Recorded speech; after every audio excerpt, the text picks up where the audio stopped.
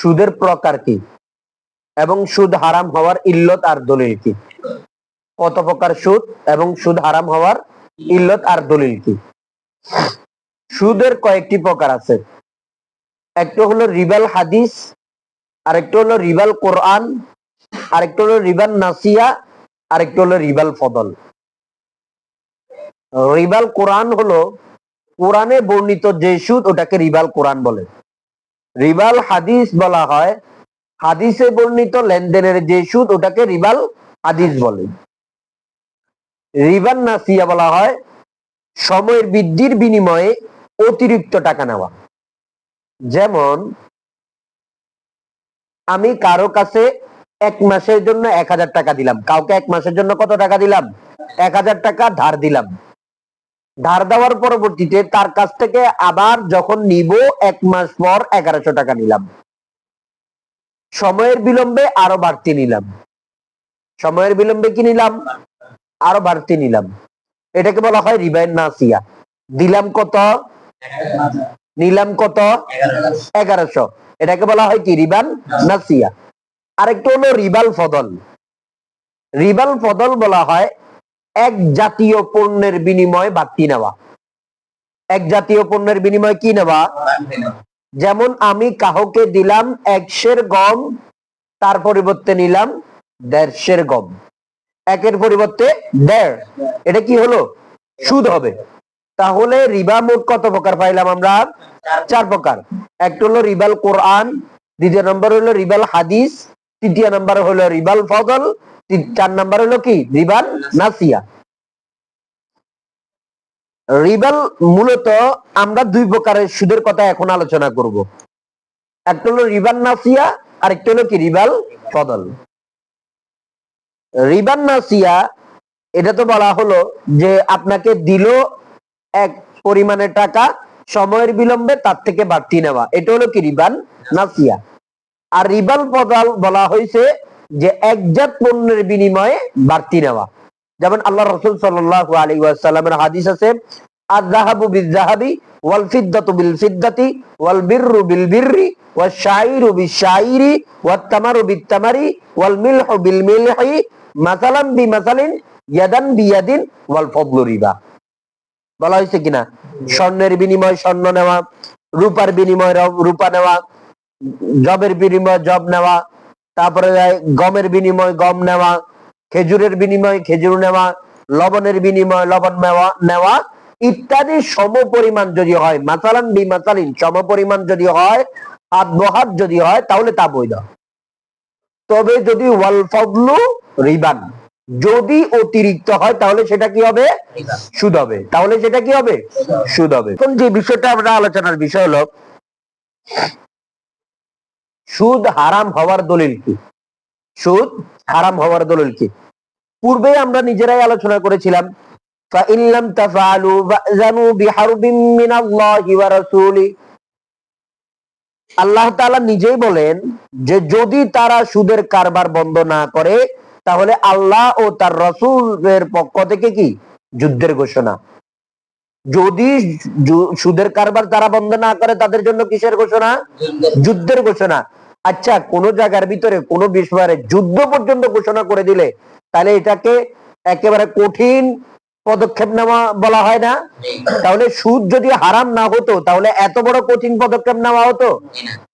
আচ্ছা, দ্বিতীয় নম্বর, রাসূল সাল্লাল্লাহু আলাইহি ওয়াসাল্লাম বলেছেন, লানা রাসূলুল্লাহ সাল্লাল্লাহু আলাইহি ওয়াসাল্লাম আকিলার রিবা ওয়া মুকিলাহু ওয়া কাতিবাহু ওয়া শাহিদাইহি ওয়া ক্বালাহুম সাওয়াহুন।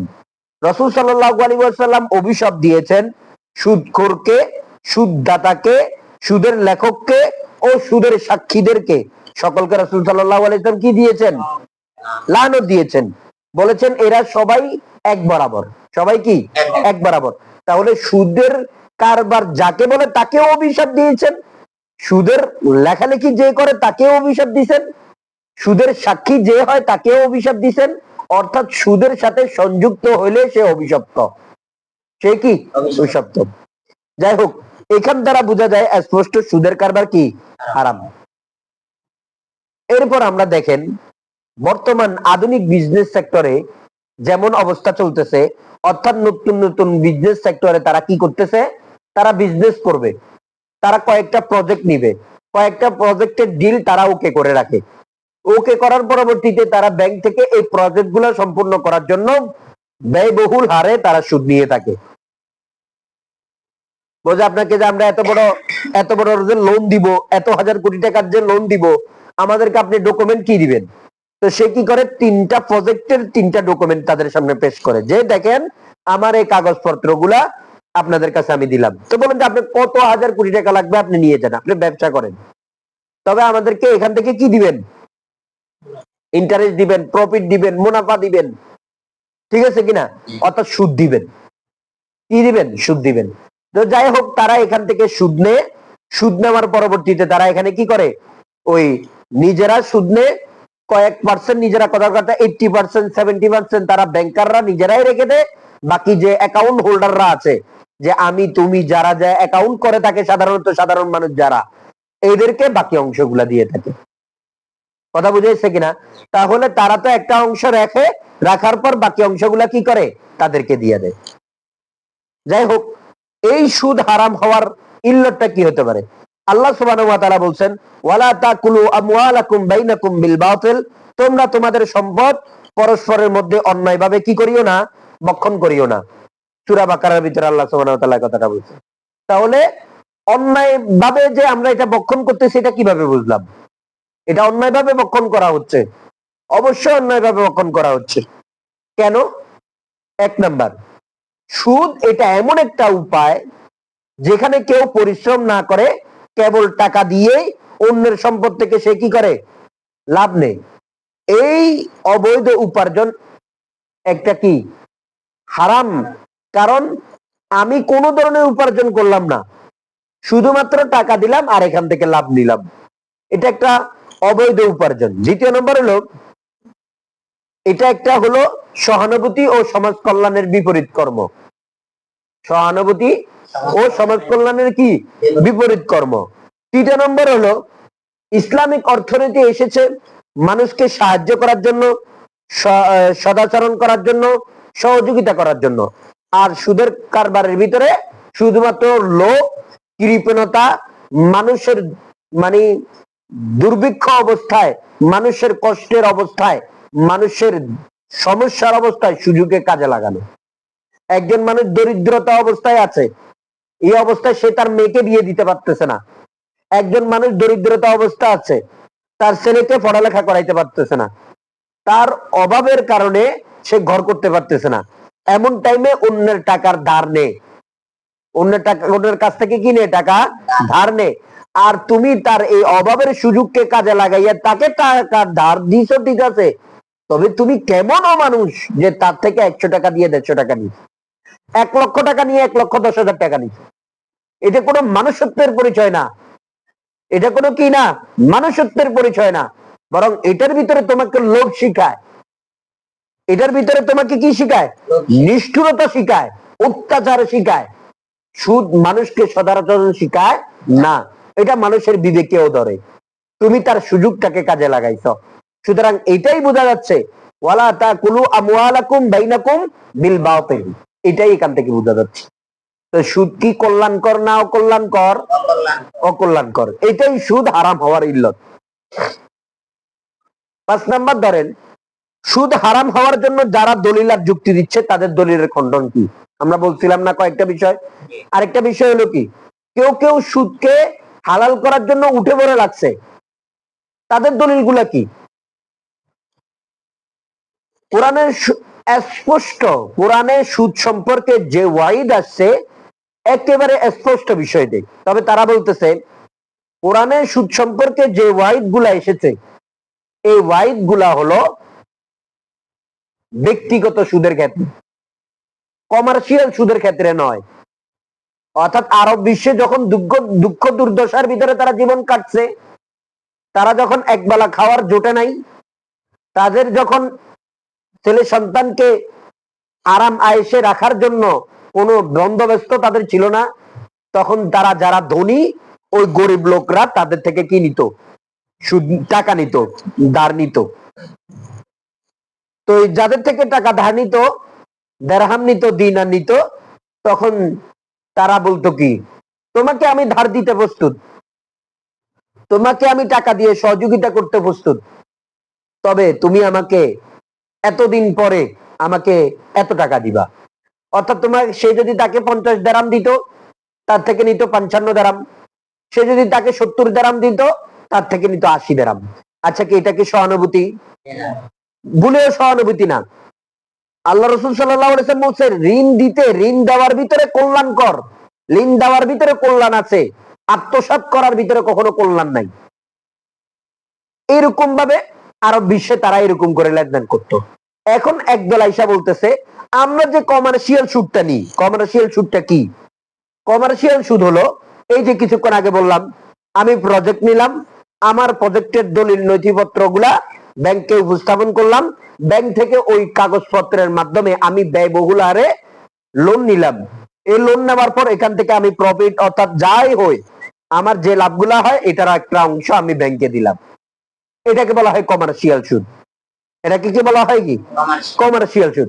এখন একদল আইসা বলতেছে, আল্লাহ রসুল সাল্লাল্লাহু আলাইহি ওয়াসাল্লাম যেই সুদকে হারাম করছেন, অথবা কোরআনে বর্ণিত সুদ সম্পর্কে যে ওয়াইড গুলা এসেছে, এগুলা কিসের সম্পর্কে? ব্যক্তিগত সুদ সম্পর্কে এসেছে, কমার্শিয়াল সুদ সম্পর্কে নয়। আমার কথা বুঝে থাকলে বলুন, তারা কোন সুদ সম্পর্কে বলতেছে? কোন সুদ সম্পর্কে বলতেছে? ব্যক্তিগত সুদকে সুদ বলতেছে, তারা কমার্শিয়াল সুদকে সুদ বলতে রাজি নয়। কথা বুঝাইছে কিনা? কথা বুঝাইছে। তারা কোন সুদকে সুদ বলতেছে?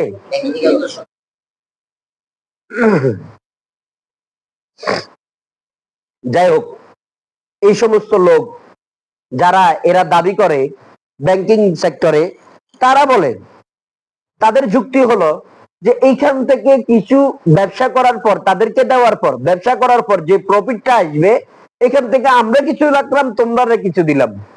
এই টাকাটা তোমরা কাছে পড়ে থাকলে কি লাভটা হইতো? এখন আমরাও কিছু লাভ করলাম, তোমাদেরকেও কিছু দিলাম, এমনটাই তো বলতেছে। ঠিক আছে কিনা? আচ্ছা, যাই হোক, এরপর এক নাম্বার তাদের যুক্তি, এক নাম্বার যুক্তি কি, আল্লাহ সুবহানাহু ওয়া তাআলা কোরআনে যে ওয়াইড সুদ সম্পর্কে যে ওয়াইড দিয়েছেন, সেটা কোন সুদ সম্পর্কে? ব্যক্তিগত সুদ সম্পর্কে, কমার্শিয়াল সুদ সম্পর্কে নয়। তাদের দ্বিতীয় নাম্বার কথা, তারা বলে রাসূল সাল্লাল্লাহু আলাইহি ওয়াসাল্লাম সুদ সম্পর্কে যে ঘোষণা দিয়েছেন, তা মৃত্যুবরণের কয়েকদিন আগে মাত্র ঘোষণা দিয়েছেন। অর্থাৎ তাদের বক্তব্য অনুসারে রাসূলুল্লাহ সাল্লাল্লাহু আলাইহি ওয়াসাল্লাম সুদকে হারাম যে ঘোষণা দিয়েছেন, এটা বিদায় হজের ভাষণে ঘোষণা দিয়েছেন। আর রাসূলুল্লাহ সাল্লাল্লাহু আলাইহি ওয়াসাল্লাম বিদায় হজের ভাষণের, বিদায় হজের 81 দিন পর মৃত্যুবরণ করেছেন। কতদিন পর মৃত্যুবরণ করছেন? 81 দিন মৃত্যুবরণ করেছেন। অর্থাৎ তারা এই ব্যাপারে বলতে চান, রাসূলুল্লাহ সাল্লাল্লাহু আলাইহি ওয়াসাল্লাম সুদ সম্পর্কে বিস্তারিত বললে যান নাই, বিস্তারিত বলেন নাই। কি বলেন নাই? বিস্তারিত বলেন নাই। তাদের দ্বিতীয় নাম্বার কথা। কত নাম্বার কথা? দ্বিতীয় নাম্বার কথা। তৃতীয় নাম্বার কথা, নাউজুবিল্লাহ, তারা হযরত ওমর ইবনুল খাত্তাব রাদিয়াল্লাহু তাআলা আনহুর উদ্ধৃতি দিয়ে তারা বলে যে ওমর ইবনুল খাত্তাব রাদিয়াল্লাহু তাআলা আনহু নাকি বর্ণনা করেছেন যে রাসূলুল্লাহ সাল্লাল্লাহু আলাইহি ওয়াসাল্লাম তিনটা জিনিস স্পষ্ট করে যান নাই। কয়টা জিনিস স্পষ্ট করে যান নাই? অথচ এই তিনটা জিনিসের ভিতরে কয়টা? সুদও একটা জিনিস। সুদও কি? একটা জিনিস। তাহলে তাদের যুক্তি, সুদ হালাল হওয়ার যুক্তি কয়টি? তিনটি। এক নাম্বার বলে, যা কোরআনে বর্ণিত যে ওয়াইড, এই ওয়াইডটা ব্যক্তিগত সুদ সম্পর্কে নাজিল হয়েছে, ওয়াইড গুলা এসেছে, কমার্শিয়াল সুদ সম্পর্কে নয়। দ্বিতীয়ত তাদের যুক্তি হলো যে সুদ সম্পর্কে যে বিষয়টা আপনারা বলতেছেন, এটা রাসূলুল্লাহ সাল্লাল্লাহু আলাইহি ওয়াসাল্লাম স্পষ্ট করে বলে দেওয়ার আগে মৃত্যুবরণ করেছেন। অর্থাৎ বিদায় হজের ভাষণে রাসূলুল্লাহ সাল্লাল্লাহু আলাইহি ওয়াসাল্লাম সুদ সম্পর্কে ঘোষণা দিয়েছেন, ইন্নামা রিবাল জাহিলিয়াতি মাউদুন, এরকম করে ঘোষণা দিয়েছেন। ঘোষণা দেওয়ার বিদায় হজের আমরা দেখি, বিদায় হজ তো 10 হিজরি, 10 মুহররমে বিদায় হজ হয়েছে, বিদায় হজের ভাষণ দিয়েছেন। তো ওই এর 81 দিন পর রাসূলুল্লাহ সাল্লাল্লাহু আলাইহি ওয়াসাল্লামের মৃত্যু হয়েছে। অত রাসূলুল্লাহ সাল্লাল্লাহু আলাইহি ওয়াসাল্লাম সুদ হারাম হওয়ার বিষয়টি স্পষ্ট করে বর্ণনা যাইতে পারেন নাই।